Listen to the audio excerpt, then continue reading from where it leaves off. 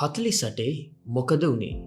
අපි අනාගතයට යන්න නම් ඉතිහාසය ගැන දැන ගැනීම අනිවාර්ය දෙයක්.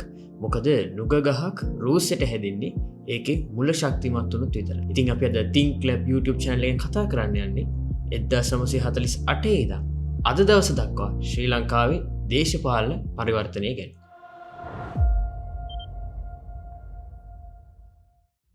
ඇයි 48 ශ්‍රී ලංකාව නිදහස හම්බෙන්නේ?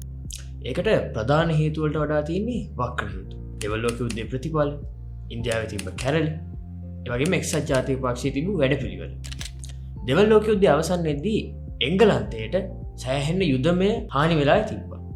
ඒ වගේම ඉන්දියාවේ කැරලි නිසා බ්‍රිතාන්‍යයන්ට ආසියාවේ බලය ස්ථාවර කරගෙන ඉන්න අපහසුයි. එක්සත් ජාතික පක්ෂයේ තිබු වැඩපිළිවෙල හින්දා බ්‍රිතාන්‍යයන් තීරණය කරනවා ශ්‍රී ලංකාව අතහැරලා යන්න. නැත්නම් ශ්‍රී ලංකාවේ බලය ශ්‍රී ලංකා ජනතාවට ලබා දීලා යන්න. ඒ හින්දා 1948 පෙබරවාරි 4 වෙනිදා නාමික නිදහසක් ශ්‍රී ලංකාවට හම්බ වෙනවා. නමුත් 1947 ඉඳන් 1972 වෙනකම් බ්‍රිතාන්‍යයන්ගේ සෝල්බරි ආණ්ඩුක්‍රම ප්‍රතිසංස්කරණයෙන් තමයි ශ්‍රී ලංකාවේ දේශපාලනය පාලනය වෙන්නේ. සෝල්බරි ආණ්ඩුක්‍රමය යටතේ තමයි මුලින්ම කැබිනට් මණ්ඩලයක් ශ්‍රී ලංකාවට හම්බ වෙන්නේ. කැබිනට් මණ්ඩලයේ අග්‍රාමාත්‍යවරයා ප්‍රමුඛ කැබිනට් මණ්ඩලයක් තමයි පවත්වාගෙන යන්නේ.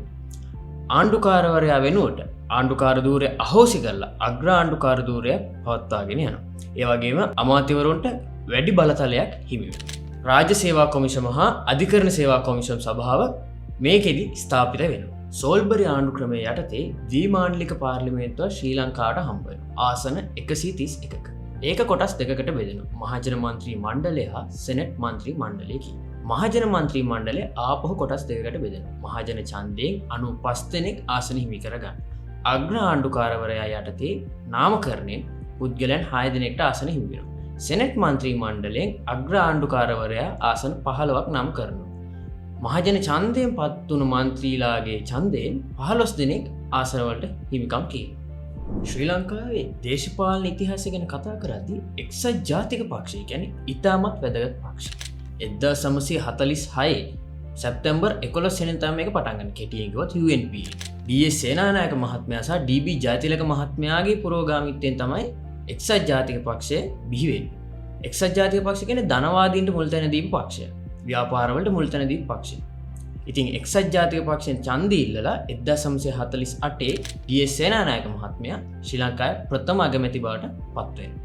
ඉතින් කවුද මේ ශ්‍රී ලංකාවේ පළවෙනි අගමැති වුණු ඩී.එස්. සේනානායක මෙතුමා කියන්නේ? මෙතුමාගේ සම්පූර්ණ නම ඩොන් ස්ටීවන් සේනානායක. 1883 ජුනි 20 වෙනිදා මෙතුමා උපත ලබනවා. 1931 ඉඳන් 1946 දක්වා මෙතුමා කුෂිකාර්මික සහ ඉඩම් ඇමති ධූරයේ සේවය කරනවා. 1946 ඉඳන් 47 වෙනකම් මහඇමති ධූරයේ සේවය කරනවා. 1948 ඉඳන් 1952 දක්වා මෙතුමා අගමැති ධූරයේ සේවය කරනවා. ගල්ඔය ව්‍යාපෘති ශ්‍රී ලංකාවට හඳුන්වලා දෙනවා. 1952 මාර්තු 20 වෙනිදා මෙතුමා අභාව ප්‍රාප්ත වෙනවා. මෙතුමාට කරන ගරු බුහුමක් විදිහට ශ්‍රී ලංකාවේ නිදහසේ පියා විදිහට මෙතුමාව ආමන්ත්‍රණය කරනු ලබනවා. මේ වගේ තවත් දේවල් දැනගන්න කැමති නම් අපේ Think Lab YouTube channel එක subscribe කරලා bell notification එක on කරලා තියාගන්න.